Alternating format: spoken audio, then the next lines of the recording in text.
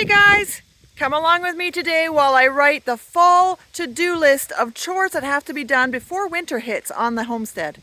I'm going to start this list close to the house and I'm going to work my way outwards in sort of a circle. The property is a long rectangle, so it's going to be hard to do an actual circle, but you know what I mean. I'm going to do concentric lines heading out from the center of the property to the edge of the property. Right here at the front door, I would like to replace that light. It's kind of yellowed over the years and it would be nice to have something brighter here. The gardens around the house, some of these herbs can still be harvested, so that's my lemon balm and that's my peppermint. And secondly, we have to do something with these items that are laying around here. There's a rake here and there's some old planters that need to be put away. So cleaning up garden things. And then, of course, there's the garden hose. That's the elephant in the room on this scene. We keep this garden hose out until the very last minute. When we start to get crystals in the hose, we have to put it away. We use this for refilling the water, the chicken waterer, so we need that to be going as long as possible. After that, we switch over to a heated dog watering bowl, and we use a jug of water from the kitchen sink to fill it with. Here on the deck, we definitely have to put these pieces of patio furniture away and get rid of the planter and prepare that for winter. We get some really wicked strong winds here. We have great big tall posts here because we have an awning that we stretch out over the top. It's sort of like a shade cloth.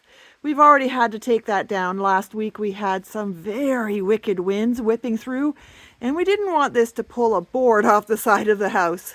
It was bad. I normally have a garden hose hanging here. I've already put that one away.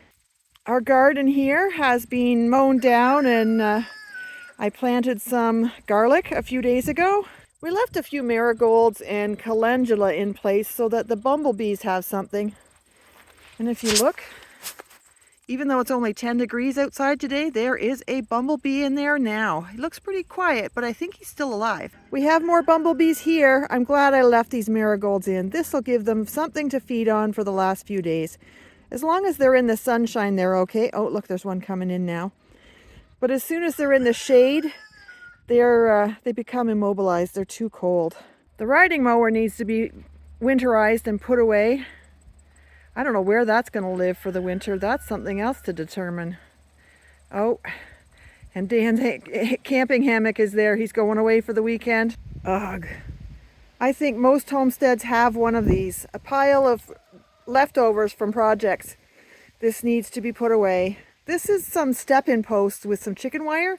When we were first training our chickens to allow them to free range and then training them to go back into their coops, we set this up as a retaining gate sort of thing so that we could direct them to where we wanted them to go.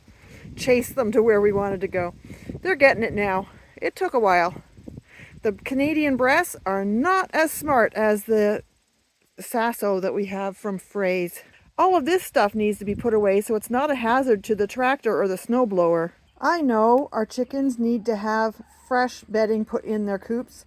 We use the deep litter method, and it's time to pull that bedding out and put it on the gardens. At this time of year, that bedding can go straight on the garden and it can age so that by springtime it's ready to go. It's not going to be burning our vegetables or our plants. Hi, Looney Bird. Hi, Penny.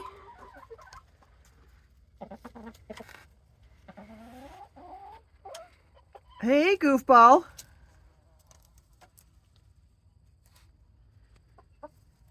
And this one's a Canadian breast. Her name is Iris. And that's my breast rooster. See the blue legs? As we get closer to winter, we will decide how much of these runs are going to be wrapped in plastic. It creates a bit of a greenhouse effect. It provides windbreak for these chickens. We do not heat the coops. We do not light the coops.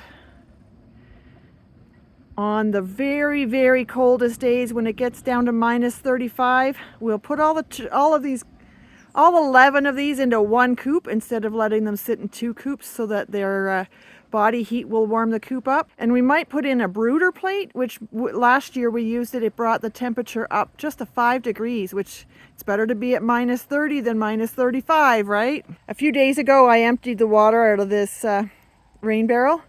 I want to put that away. I think that if it was caught with water in it and it froze, that it would it could crack it, and I don't want that cracked. We'll set that up properly for a rain catchment next year.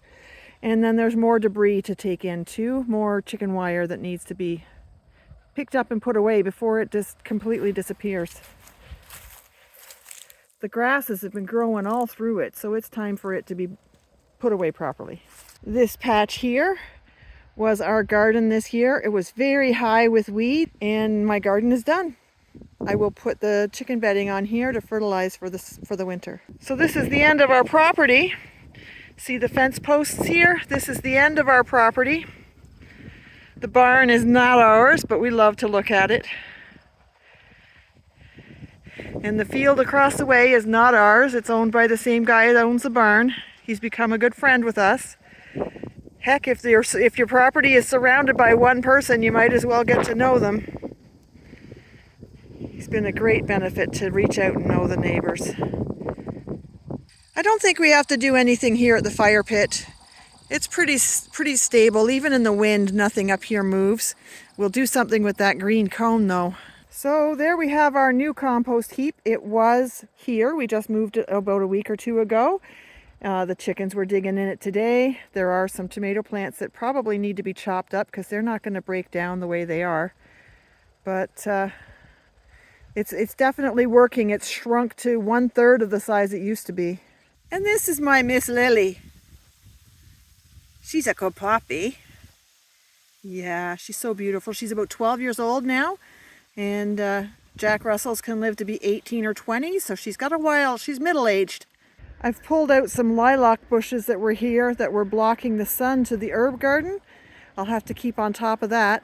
But the herb garden just needs to be cut back. Back in the summer, the guys came in and cleaned this area up, and we found an apple tree. But we have piles of sticks and some branches that will be snow blower, snow plow hazard. They need to be cleaned up. Who's that handsome man over there? Hey, Fern! Okay, so what were those things? Trim the herb garden.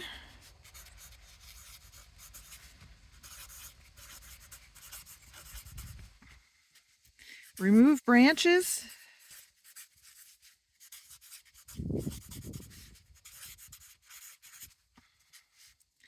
Winterize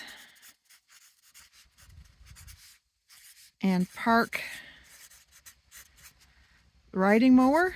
That list is getting pretty long. We're at 9 things already. It's a good thing there's 2 of us to tackle these chores. This was our garden for the summer. It was chest high with weeds. We've taken it all down, except for a little cluster of marigolds in the back. This is a pretty large space. The edge of the grass there between here and the tractor, that's the edge of our property. This year we tilled this up, and we had about 1/3 to half an acre down here. And we got a lot of produce out of it, but not as much as we could have if I had been on my game. The next project down here is to decide what the next project down here is going to be. We have 2 retired school portables on our property. One is moldy and needs to be renovated, and the other one, they're attached in the middle, you can walk through. The other one is my craft studio. Talk about she shed. It's about 750 square feet. So that's it for writing of the list. The next few days we'll start working on those projects before it gets really stupid cold. 10 degrees Fahrenheit's not so bad. We'll get to it. In the next week or so, we will have to hammer those things out and make sure that our property is winter ready. Thanks for hanging out with me today, guys. I'll see you next time.